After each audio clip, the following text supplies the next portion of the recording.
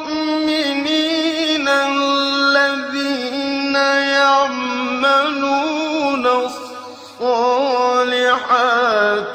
أن لهم أجرا كبيرا.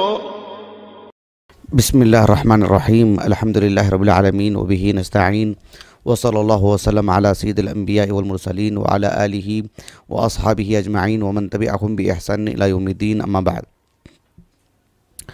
سلسلہ تفسیر کی یہ 57ویں نشست ہے اور اس نشست میں انشاءاللہ سورۃ الواقعہ کی آیت نمبر 70 پر 9 اس سلسلے میں نے بہت ساری باتیں آپ کے سامنے رکھی ہیں اور آج کی نشست میں اسی آیت کریمہ سے متعلق کچھ باتیں انشاءاللہ رکھی جائیں گی اور اسی نشست میں اس آیت کریمہ سے متعلق باتیں مکمل ہوں گی ہماری معلومات کے مطابق. اس کے بعد انشاءاللہ اس کے بعد والی آیت کا حصہ آپ کے سامنے رکھا جائے گا.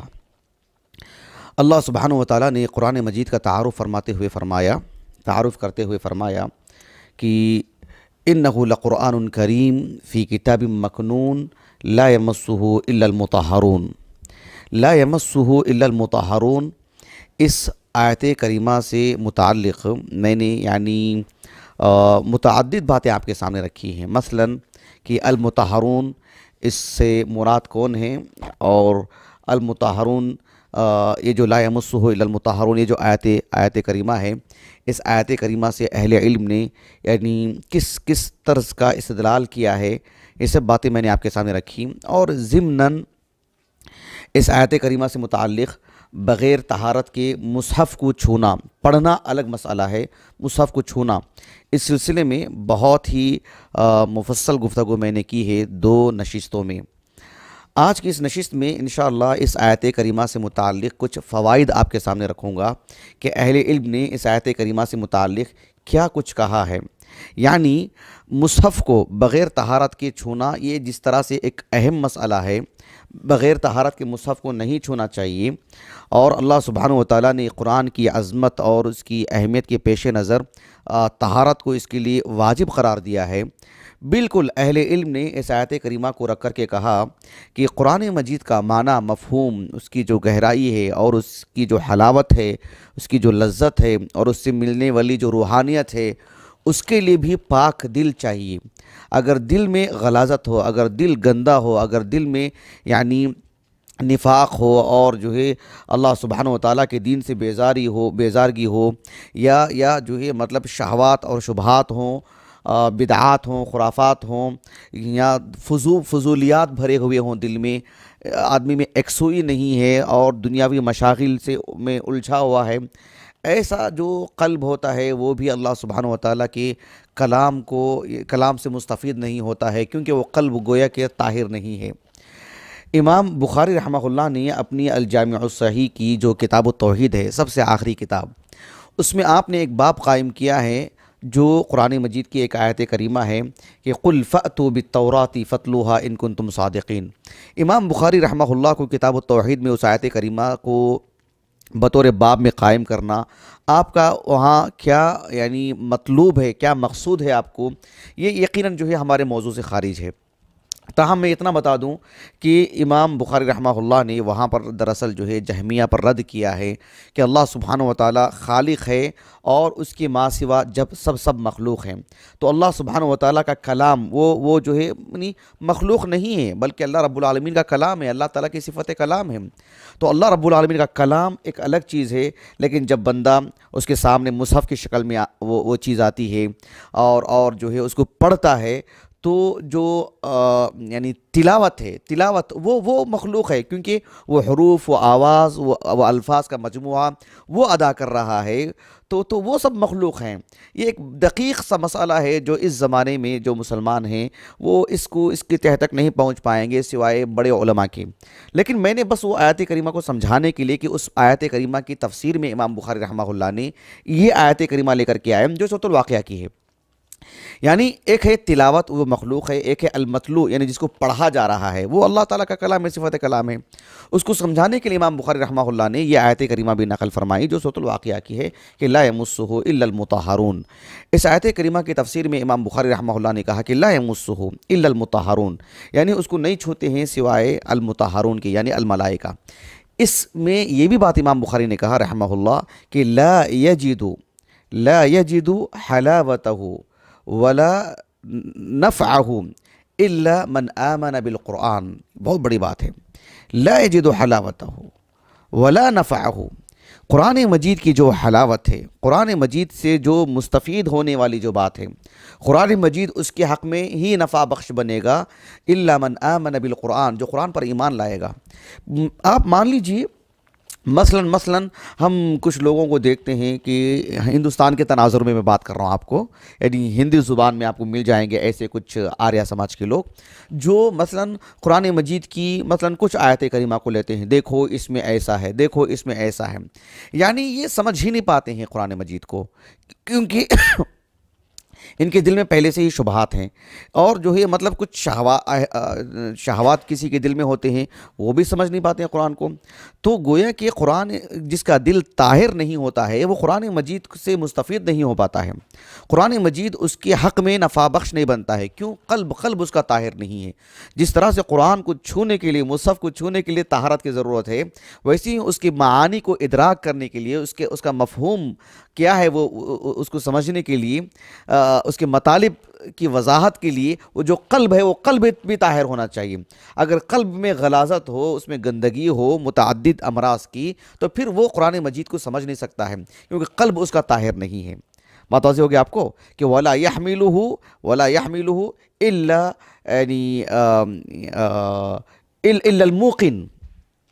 الْمُوقِن، یعنی قرآن مجید کے معانی مفاہیم کا متحمل کون ہوگا؟ جو اس پر یقین رکھتا ہے۔ یہ جو امام بخاری نے بات کہی ہے سبحان اللہ، حقیقت میں بہت بڑی بات ہے کہ لا یجد نفعہ ولا حلاوتہ، یہ قرآن مجید سے وہی مستفید ہوگا جو اس پر ایمان لاتا ہے، یعنی گویا کہ جس کا دل پاک ہے۔ اور اس آیت کریمہ کی تفسیر میں آپ نے اس بات کو لکھا صحیح بخاری میں، حافظ ابن القیم رحمہ اللہ، اس سے پہلے میں نے شیخ الاسلام ابن تیمیہ رحمہ اللہ کے حوالے سے بتایا تھا کہ جو یعنی اصول الفقہ میں جو قیاس کا جو مبحث ہے نا، قیاس کا جو مبحث، اہل علم جانتے ہیں کہ قیاس کا جو مبحث ہے وہ چار یعنی اس کے مناط اربعہ جسے کہتے ہیں، چار باتیں اس میں ہوتی ہیں، ایک اصل، ایک الفرع اور ایک العلہ الجامعہ بینہما، اور پھر اس کے بعد جو ہے اسی کو رکھ کر کے حکم لگایا جاتا ہے بطور نتیجہ۔ یہ جو العلہ کا جو مسئلہ ہے جسے مسالک العلہ کہتے ہیں، آپ دیکھیں گے بہت دقیق بحث ہے وہ، یعنی جو علت جو استخراج کی جاتی ہے کہ اس میں کیا علت ہے، مقصود کیا ہے وہاں پر، جسے دلالت الایما کہتے ہیں، تو اس کو رکھ کر کے شیخ الاسلام ابن تیمیہ رحمہ اللہ نے کہا کہ بالکل ویسی ہی آیت کریمہ میں ایک چیز ہوتی ہے دلالت اللفظ، یعنی لفظ کس بات پر دلالت کرتا ہے، سمجھ رہے ہیں اس بات کو آپ؟ یعنی جو منطوق ہے نا، یعنی کلام، اللہ کا کلام، آیت کریمہ، جو لفظ اس میں مذکور ہے وہ لفظ کس بات پر دلالت کرتا ہے، دلالت اللفظ، لفظ کس بات پر دلالت کرتا ہے۔ ایک ہے کہ دلالت الایما، دلالت الاشارہ، یعنی اس آیت کریمہ کا مقصود، اس میں علت کیا ہے، وہ علت کو رکھیں گے تو اور بھی باتیں سامنے نکل کے آتی ہیں۔ بات واضح ہوگی آپ کو؟ اس کو تفسیر الاشاری کہتے ہیں۔ التفسیر الاشاری، اس میں بہت تفصیل ہے، جس طرح سے قیاس صحیح، قیاس فاسد ہے، ویسے تفسیر اشاری میں بھی، اس میں بھی جو ہے صحیح اور باطل دونوں ہیں۔ تو تفسیر اشاری کو سامنے رکھتے ہوئے حافظ ابن القیم رحمہ اللہ، ان کی جو کتاب ہے التبیان فی اقسام القرآن، اور ہمارے پاس جو بدائع التفسیر ہے حافظ ابن القیم کی 3 جلدوں میں رحمہ اللہ، جسے آپ کی متعدد کتابوں سے اجزا کیا گیا ہے، اس میں جو ہے یعنی اس میں بھی یہ بات مذکور ہے۔ حافظ ابن القیم رحمہ اللہ کہتے ہیں کہ دلت الآیت بإشارتها وإیمائها، کہ یہ قرآن مجید کی جو آیت کریمہ ہے لا یمسہ الا المطہرون، ایک تو لفظ کس پر دلالت کرتا ہے المطہرون، وہ ہے الملائکہ، لیکن اس میں جو مقصود ہے تطہیر کی جو بات کی گئی ہے، طہارت کی جو بات کی گئی ہے، اس میں یہ بھی ایک مقصود ہے کہ یہ آیت کریمہ اس بات پر دلالت کرتی ہے کہ دلت الآیت بإشارتها وإیمائها على أنه لا يدرك معانيه ولا يفهمه الا القلوب الطاہرہ، کہ آیت کریمہ سے یہ بات بھی معلوم ہوتی ہے جس طرح سے ملائکہ جو المطہرون ہیں وہی اس تک پہنچتے ہیں، اور اس آیت کریمہ کو اور دیگر نصوص کی روشنی میں اہل علم کا لگ بھگ یہ ایک متفق علیہ معاملہ ہے کہ مصحف کو بغیر طہارت کے نہیں چھونا چاہیے، ویسے ہی جس کا دل پاک ہے وہی قرآن مجید کی جو معانی ہیں، اس کی جو تفسیری معلومات ہیں، اللہ سبحانہ وتعالیٰ کو مقصود کیا ہے، اللہ رب العالمین کو مطلوب کیا ہے، اللہ سبحانہ وتعالیٰ ہم سے کیا کہتے ہیں، یہ ادراک کرنا وہی دل کرتا ہے جو دل کے پاک ہے۔ بات واضح ہوگی آپ کو؟ یہ ابن القیم رحمہ اللہ کی طرف سے بہت بڑی بات ہے۔ کہا کہ وَحَرَامٌ عَلَى الْقُلُوبِ، ایسے آپ نے کہا المتلوث بالنجاسہ، کہ جس کا دل یا جس شخص کا دل جو باطل نظریات ہیں، جیسے نفاق دل کا ایک مرض ہے، باطل نظریات ہیں، بدعات ہیں، والمخالفات الشرعیہ، یعنی جو شرعی اعتبار سے جو بھی منکرات ہیں، اس کو جو اخذ کرتا ہے، اسے جو اپنے دل میں جگہ دیتا ہے، اس طرح کے جو دل ہوتے ہیں اللہ سبحانہ وتعالیٰ نے ان دلوں پر قرآن مجید کے معنی مفہوم کو حرام قرار دیا ہے۔ سبحان اللہ۔ جن کو ہم دیکھتے ہیں نا، ایک طرح سے بے چینی، ایک طرح سے چڑ ہوتی ہے، نہیں چاہیے۔ بہت سارے مسلمانوں میں بھی ایسے ہیں غیر مسلمین کے ساتھ ساتھ جو پڑھا لکھا طبقہ ہے، بڑی بڑی ڈگریاں ان کے پاس ہیں، لیکن جب قرآن کی بات آتی ہے تو کہتے ہیں کہ نہیں، اس میں بالکل اوپر کی بات چاہیے، گہرائی نہیں چاہیے، اندرون میں نہیں جانا ہے۔ لیکن سیاسی نقطہ نظر سے بالکل حرف کلمہ سنیں گے، پڑھیں گے، کھیل کود سے متعلق، دیگر امور سے متعلق سب باریکیاں چاہیے، لیکن اللہ کے کلام سے مراد نہیں، بالکل اوپر کی باتیں چاہیے، موٹی باتیں چاہیے، عام فہم چاہیے۔ ہاں، کسی کے لیے عام فہم، لیکن آپ کو اللہ نے اتنی مضبوط عقل دی ہے، اتنی بڑی گہری اور جو ہے مطلب عمدہ صلاحیتیں دی ہیں، اس میں بھی یہ کام نہیں کرتی ہیں، نسأل اللہ السلامہ۔ یہ دراصل کیا ہے، قلب طاہر نہیں ہے، یا قلب طاہر ہے لیکن جس قدر ہونا چاہیے اس قدر نہیں ہے، یہ اس طرح کی باتیں ہیں۔ حافظ ابن القیم رحمہ اللہ کی ایک کتاب ہے مدارج السالکین، یہ ہم طلبہ کو جو ہے گاہے بگاہے پڑھنا چاہیے۔ قرآن مجید کے معانی، اس کے مطالب، اس کی جو مفاہیم ہیں، اس کو سمجھنے کے لیے ایک بہت ہی معاون کتاب، خصوصاً اللہ سبحانہ وتعالیٰ کی توحید، خصوصاً اللہ سبحانہ وتعالیٰ کا تقرب، اللہ سبحانہ وتعالیٰ سے ایک ربط، اس کے لیے کتاب بے حد مفید۔ اللہ جزائے خیر دے ابو اسماعیل الحنبلی کو رحمہ اللہ، 481 ہجری سے وفات ہے، منازل السائرین جنہوں نے کتاب لکھی، اس کی شرح ہے یہ، لیکن ایک معاون جو ہے مطلب کام کر گئے، ایک بہترین کتاب لکھ گئے وہ، جس کی وجہ سے ابن القیم رحمہ اللہ نے ایک عظیم الشان شرح لکھی اس کی۔ ابن القیم رحمہ اللہ نے شیخ الاسلام ابن تیمیہ رحمہ اللہ کے حوالے سے ایک بات لکھی جو آنکھیں کھول دینے کے لیے کافی ہے۔ شیخ الاسلام ابن تیمیہ رحمہ اللہ کے حوالے سے انہوں نے لکھا کہ وہ جو حدیث مبارکہ ہے، متفق علیہ حدیث ہے، صحیح بخاری صحیح مسلم میں، دونوں میں بھی کتاب اللباس میں، صحیح بخاری میں آپ باب التصاویر اس میں دیکھ سکتے ہیں۔ عبداللہ بن عباس رضی اللہ عنہ کہتے ہیں کہ ابو طلحہ الانصاری رضی اللہ عنہ وہ کہتے ہیں کہ رسول اللہ سے میں نے اس بات کو کہتے ہوئے سنا صلی اللہ علیہ وسلم، حدیث بہت معروف ہے، سب جانتے ہیں، کہ لا تدخل الملائکۃ بیتا فیہ کلب وصورۃ، لا تدخل الملائکۃ بیتا فیہ کلب ولا صورہ، کہ جس گھر میں کتا ہو اور تصاویر ہوں، ظاہر بات ہے اس سے وہ کتے مستثنا ہیں، وہ تصاویر مستثنا ہیں جو ایک مسلمان کے لیے شرعی طور پر جائز قرار دیے جاتے ہیں، ورنہ اس سے جو فضول ہیں اس گھر میں ملائکہ داخل نہیں ہوتے ہیں۔ اس حدیث مبارکہ کو رکھ کر کے شیخ الاسلام ابن تیمیہ رحمہ اللہ نے کہا، اذا كانت الملائکۃ المخلوقون يمنعها دخول الكلب والصورہ، کہ اگر ملائکہ جو کہ ایک مخلوق ہیں، وہ کسی گھر میں داخل نہیں ہوتے ہیں جس گھر میں کتا ہو اور جس میں گھر تصاویر ہوں، فكيف تلج معرفة الله، فکیف تلج معرفت اللہ ومحبتہ وحلاوت ذکرہ والانس بقربہ فی قلب ممتلئ بکلاب الشہوات وصورها. سبحان اللہ، کیا الہامی کلام ہے نا.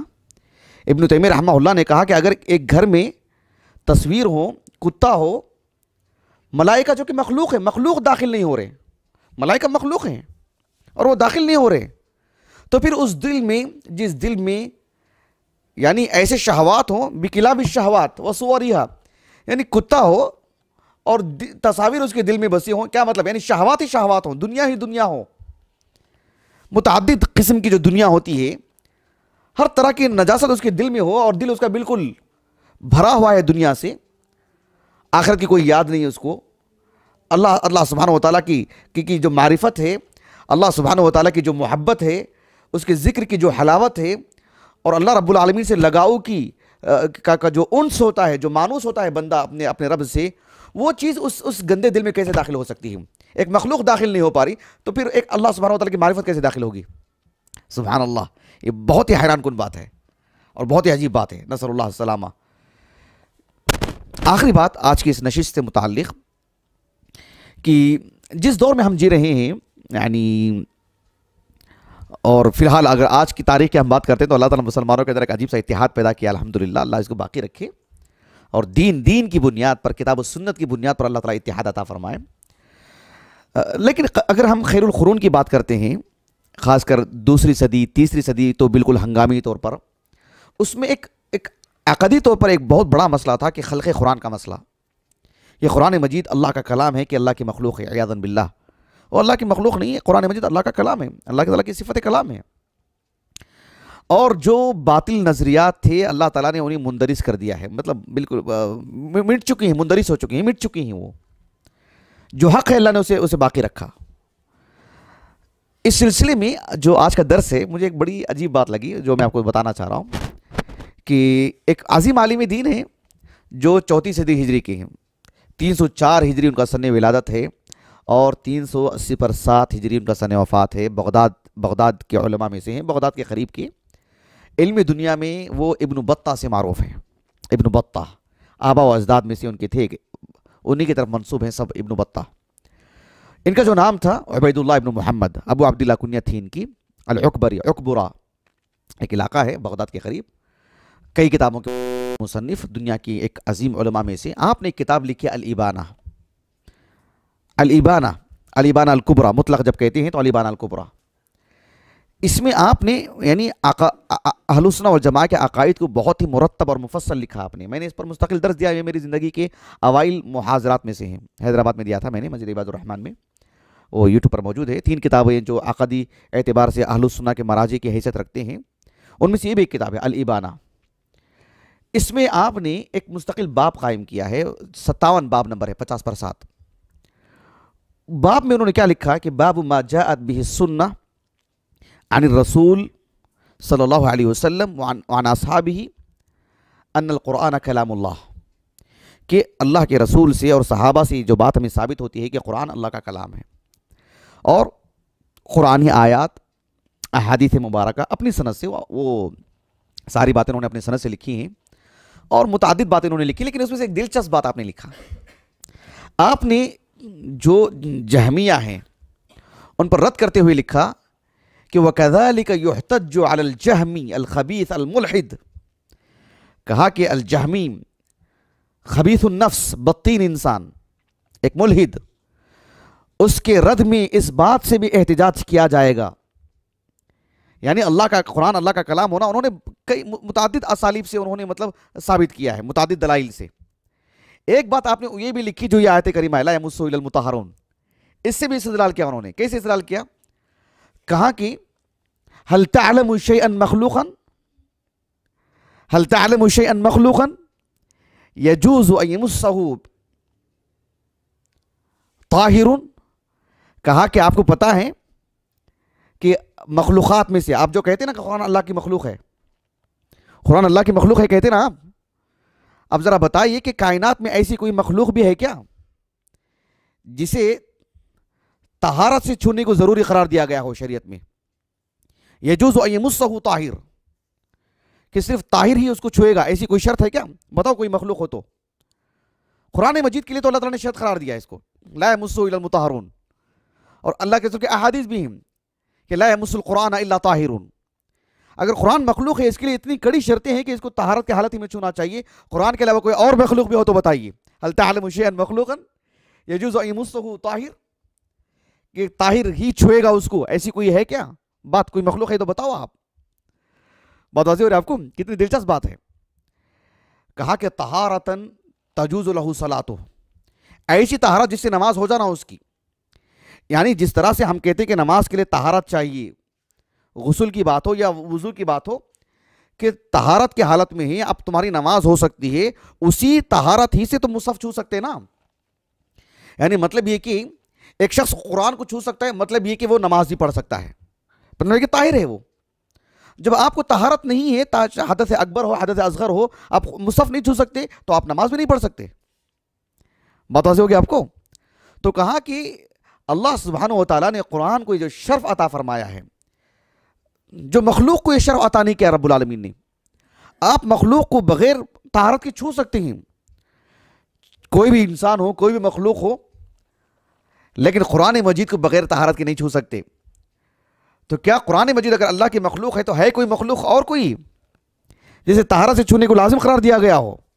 یہ شرف اس کو اسی لیے ملا ہے کہ اللہ رب العالمین کا کلام ہے. کہا کہ وَلَكِنَّهُ کلام اللہ، یہ اللہ رب العالمین کا کلام ہے. وَمَنْ ثَمَّ حُضِرَ بِأَن يَمُسَّ الْمُصْحَفَ إِلَّا طَاهِرٌ. اللہ رب العالمین نے اسی وجہ سے قرآن مجید کے سلسلے میں یہ حکم جاری کر دیا کہ اس کو صرف طہارت کی حالت میں چھوئیں گے اس کو.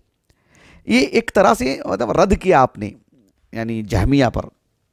آج کی نشست سے متعلق اتنی باتیں ہیں. انشاءاللہ آنے والی نشست میں اس کے بعد کی جو آیت کریمہ ہے اس سے متعلق میں آپ کے سامنے کچھ باتیں رکھوں گا. اللہ تعالیٰ سے دعا ہے کہ اللہ تعالیٰ ہماری اس نشست کو ہمارے اساتذہ، والدین اور ہمارے کل معاونین، مشاہدین، سامعین اور ہمارے اہل خانہ ہمارے لیے ذخیرہ آخرت بنائیں. سبحانک اللہم و بحمدک اشہد ان لا الہ الا انت استغفرک و اتوب الیک.